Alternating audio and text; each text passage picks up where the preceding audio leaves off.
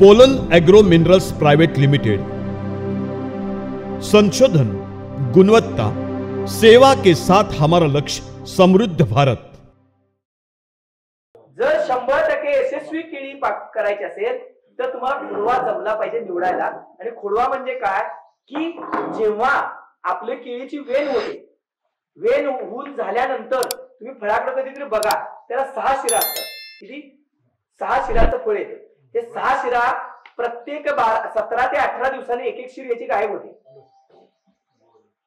आणि ते 5 शिराव येतं, 5 चं 4 शिराव येतं, 4 चं 3 शिराव येतं, आणि 3 शिराव आलं की ते काढणीसाठी तयार असतं। म्हणजे मी कुणाला विचारायला जायची गरज नाही की माझा माल किती दिवसात काढाई। शेतात जायचं आणि डोळे उघडून बघायचं किती शिरा आहेत। जर 5 असतील तर 35 दिवसांनी येणार, 4 असतील तर 15 दिवसांनी येणार, आणि 3 असतील तर ह्यावेळी व्यापाऱ्याला फोन करायचा। बरोबर आहे की नाही? का ऑलरेडी तयार झाले? नाही नाही, जरा बारकं दिसते, बारकं दिसते म्हटलं की पिकलं मला, कारण वयानुसार ते तयार झालेलं आहे। समजते ना? क्लिअर? तर तसं जेव्हा 3 शिराचं फळ झालं रे झालं की त्यावेळेला जे दूर अशी जी पिल्ली येतात त्याला म्हणतात डॉटर, पुढची पिढी। आणि जोपर्यंत ते फळ 3 शिराव येत नाही तोपर्यंत पुढचा खोडवा जन्म घेत नाही। पण मधल्या काळामध्ये काही कंपन्या, काही इतर तज्ञ लोक हे इतके काही आले की त्यांनी कुणी सांगितलं 5 महिन्यात सोडा, कुणी सांगितलं वेळ झाल्या सोडा, आणि यानं घोळ काय झाला, त्यावेळेला मदर ऑलरेडी सिस्टरच जन्म घेतात, त्यावेळेला डॉक्टर जन्म घेत नाही। कारण पुढच्या पिढीसाठी अजून ते स्वतःची पिढी संपायला तर पुढच्या पिढीची तयारी करतच नाही, कारण ते स्वयंपोषी आहे। कळतंय तुम्हाला? झालं होते का? स्वपोषी आहे। मग आता जे खोडवा असतो तो वेगळा कसा? तर त्याला कसं, जसं आपल्या आईपासून आपला जन्म कसा आहे, भले आपला पिंड वेगळा आहे पण आई बरोबर त्याची कनेक्टिव्हिटी नाळे नाही। बरोबर आहे की नाही? आई बरोबर एक नाळेनं आपल्या बेंबीला कनेक्टिव्हिटी आहे, आणि मग जे काय आपल्याला प्रायमरी फीड बीड सगळं लागतं ते नाळेत नाही येतं। पण गोत्राची प्युरिटी, तुम्हाला गंमत म्हणून सांगतो, गोत्राची प्युरिटी संवर्धित करून आज नवीन तंत्रज्ञान जे आलं ते कशाचं ठेवतात माहित आहे? नाळ कापून ठेवतात। माहित आहे तुम्हाला? नाळेचा भाग आता साठवून ठेवायला तुमच्याकडनं 10-20 लाख रुपये घेतात। का? तर तुम्हाला कुठला तरी भयानक रोग झाला तर ती परत नाळ देतात, आणि त्या नाळेमध्ये जे पेशी आहेत त्या पेशी परत इन्क्युबेटर मध्ये वाढवतात, परत आपल्या शरीरात सोडतात, प्लेटलेट्स खाऊन परत आपण तरतरीत होतो। का? त्या रोगापेक्षा जगायची ताकद मिळते, कारण त्या नाळेमध्ये आपला प्युअर जिनोम असतो। म्हणजे आपला गोत्राचा, आपला आणि आईचा, या दोघांचे मिक्स गोत्र कुठे असतो? त्या नाळेत असतो। कळते ना तुम्हाला? ज्यादा बदल होते तर तिथं असतं। तर तसंच तो कंद जो असतो, या कंदापासून एक मुळी वाढते, जिला जिनोम रूट म्हणतो आम्ही, गोत्राचं मूळ म्हणतो। हे वाढतं, बाजूला येतं, आणि त्या मुळावर एक गाठ निर्माण होते, त्यातनं जे रोप येतं त्याला आपण म्हणतो सिस्टर, म्हणजे पुढची पिढी खोडवं। आता बघा, त्याचा कंद वेगळा आहे, ह्या कंदाशी काय संबंध आहे का? हा कंद वेगळा आहे, त्याच्या स्वतःच्या मुळ्या वेगळ्या आहेत, त्यामुळे ते परत नवीन इम्प्रेस होतं आणि ते नवीन जिनोम सेट करतं। पण त्याकडे एक ऍड ऑन काय आहे, नाळेनं जोडलेला आहे, त्यामुळे याच्यातला पूर्ण साठा मात्र त्याला मिळतो, त्यामुळे परत ते 40-45 किलो साठी तयार होतं। म्हणून हे ज्याला कळलं त्याच्या लागणीची 5 ते 7 किलो वजन वाढतात। कशी? जर पिल्लं तुम्ही शेवटपर्यंत कापत राहिला की लागणीचं वजन 5 ते 7 किलो वाढतं, मधनच सोडल्या की 5-7 किलो घड कमी आला, तो एक लॉस वाचतो। दुसरा लॉस काय की ह्याला सुद्धा मी लागवड खोडवा सुद्धा लागण म्हणून विकणार, तर तुम्ही व्यापाऱ्यानं जर अशा पद्धतीने तुम्ही खोडवा ठेवला तर कचरा बघूनच ओळखेल, पण फळं बघून आणि परिस्थिती बघून ओळखून दाखवा, ओळखत नसतो, तो पिकत नसतो, त्या निपल येत नसतात। का? त्याचा पूर्ण नवीन जन्म झाला। का? अजून सुद्धा जगावला हजारो शेतकरी गाठीने केळी लावतात, गाठीने म्हणजे कल्याण लावतात। बरोबर आहे ना? ती कुठली गाठ घेतात माहित आहे का? डॉक्टर घेतात, म्हणजे माल बिल निघून गेला की एक जाहिरात तयार करून व्हॉट्सअपला ठेवतात, काय की जैनच्या केळीच्या रोपाखालचे शुद्ध कंद मिळतील। बरोबर आहे? मग आता मला सांगा की कधी त्याने जाहिरात ठेवली, माल गेला, पिल्ली कापली, त्यानंतर मग तो जाहिरात टाकतो, आणि मग एक कुदवी मारली की ते कंद डायरेक्ट बाहेर येतो, का तो बाजूला आहे। आता तुम्ही शेस्टरचा कंद काढायला जाईल का? कारण तो अटॅच आहे, जॉईंट आहे, तो निघत नाही। मग त्याला कळलंय कधीच की खोडव म्हणजे काय, हे आणि ठेवलं तर काय पाहिजे हे. आता तेच खोडवं तिथून तुम्ही काढता आणि तुमच्या आणून शेतात कंद लावता. आता तुमची खोडवं राहिलं का लागण झाली,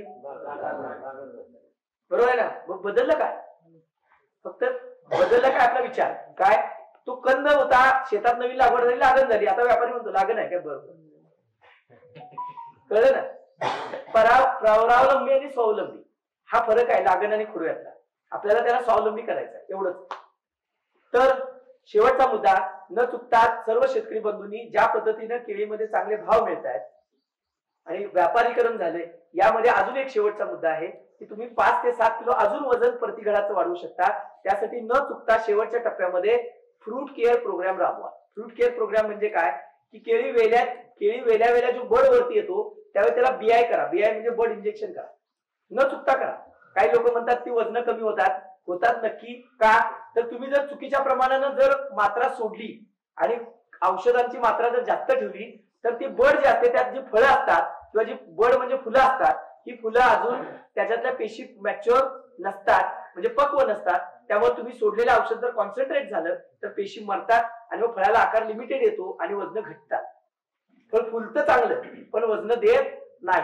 परंतु जर अर्धा M L इमिडा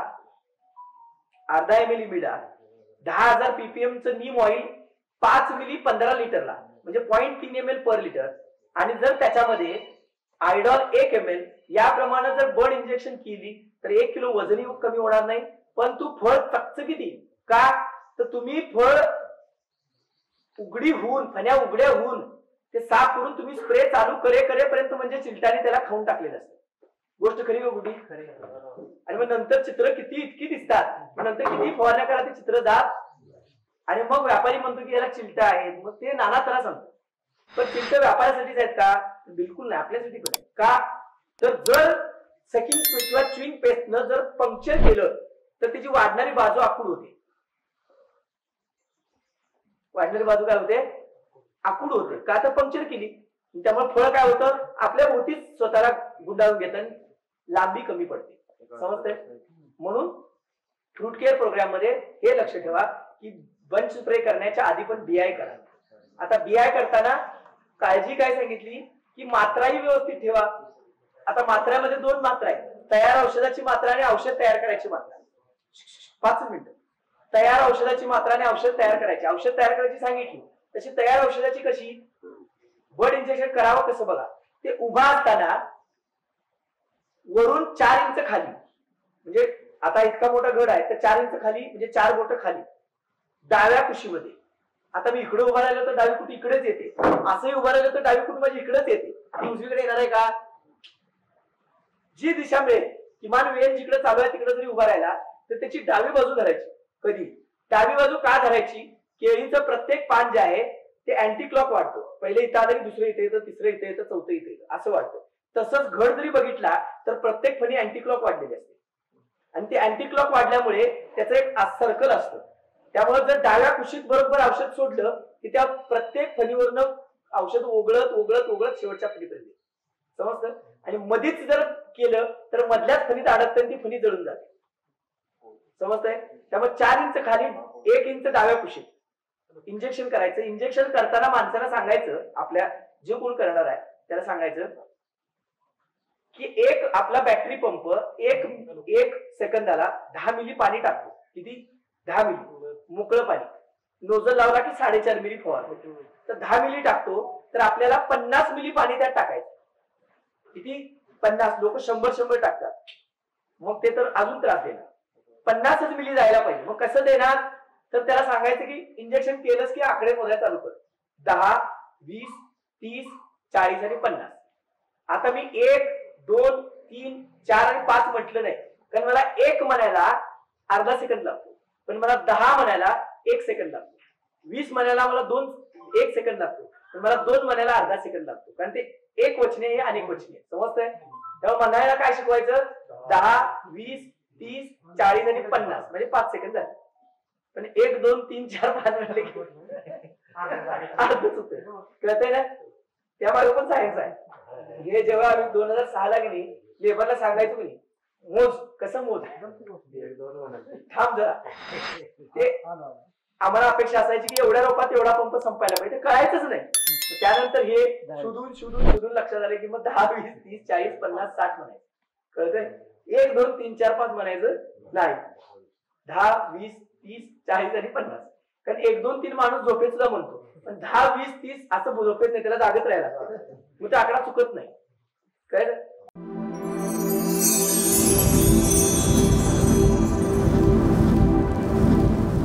pollen agro minerals private limited. संशोधन, गुणवत्ता, सेवा के साथ हमारा लक्ष्य समृद्ध भारत.